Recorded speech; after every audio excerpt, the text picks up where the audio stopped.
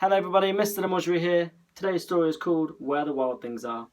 I think it's a really good story. It's all about using your imagination. Like the boy in this book, he got sent to his room for being a bit silly by his mum. We've all been there before.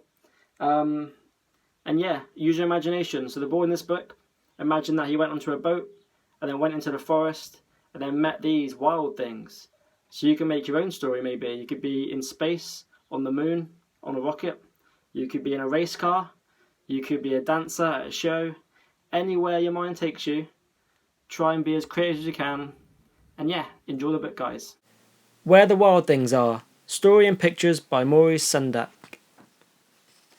The night Max wore his wolf suit and made mischief of one kind and another. His mother called him Wild thing!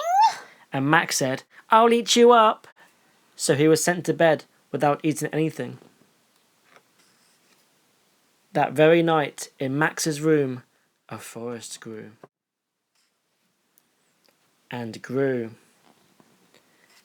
And grew until his ceiling hung with vines, and the walls became the world all around. And an ocean tumbled by, with a private boat for Max, and he sailed off through night and day, and in and out of weeks, and almost over a year, to where the wild things are.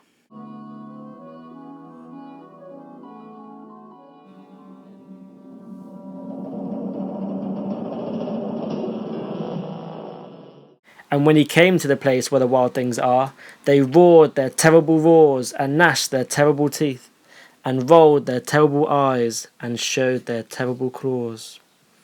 Till Max said, "Be still!" and tamed them with the magic trick of staring into all of their yellow eyes without blinking once. And they were frightened, and called him the most wild thing of all, and made him king of all wild things. "And now," cried Max, "let the wild rumpus start!"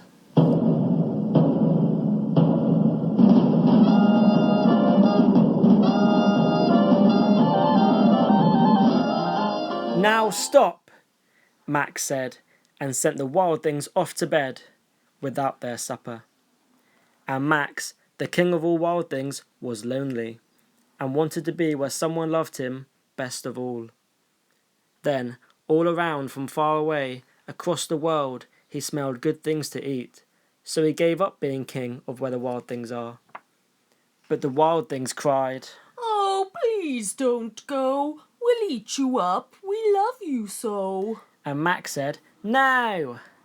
The wild things roared their terrible roars, and gnashed their terrible teeth, and rolled their terrible eyes, and showed their terrible claws.